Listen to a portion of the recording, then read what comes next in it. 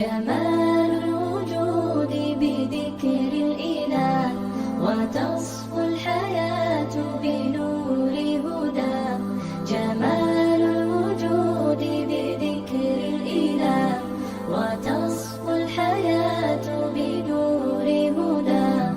السلام عليكم، مرحبا بكم معايا. ان شاء الله تكونوا كاع بخير. اليوم ان شاء الله جبت لكم وصفه خفيفه ظريفه، راح نديرو صوص سيزار.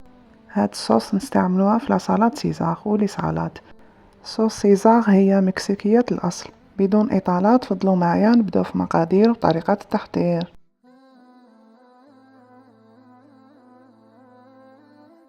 بسم الله. واش عندنا هنا؟ عندي 80 غرام ياغورت طبيعي، 80 غرام مايونيز. نقدروا نستعملوا لين نشروها ولا لين نخدموها في البيت.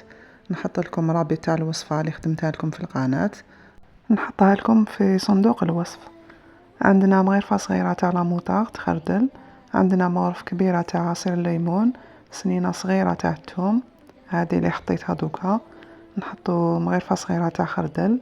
هي الوصفه الاصليه تجيب الانشوه يعني الانشوفه، انا عندي حساسيه من فواكه البحر ما نقدرش نستعملهم، عندي لالرجي من لي فروي دماغ.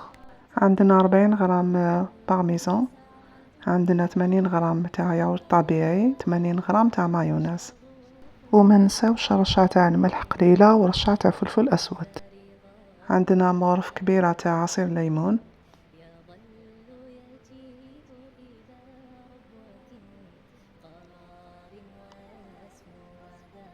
وعندنا 30 غرام تاع صنوبر. نديرو كلش مع بعض، نخلطوه هكذا شويه، من بعد نجيبو الباغ ميكسور ديالنا ونميكسيو كلش.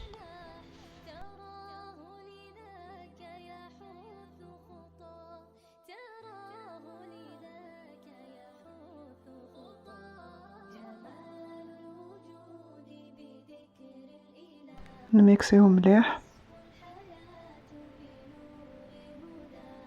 وهذه الصوص راهي جاهزه. نفرغ لكم باش تشوفوا القوام ديالها. هاي ليك.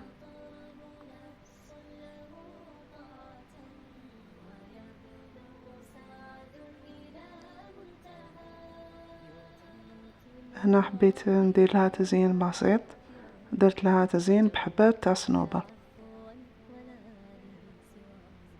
وهذه صوص سيزار ديالنا من ألذ لي صوص اللي ممكن تحضروهم. كانت هذه الوصفه تاع نهار اليوم، ان شاء الله تنال اعجابكم، تجربوها، تشاركوني في تطبيقاتكم. اللي مازال ما اشتركش في القناه يشترك فيها ويفعل الجرس باش يوصلوا كل ما هو جديد. نقول لكم تهلاو في روحتكم، والى وصفه اخرى ان شاء الله. سلام. ما تنساوش تجمجموا لي.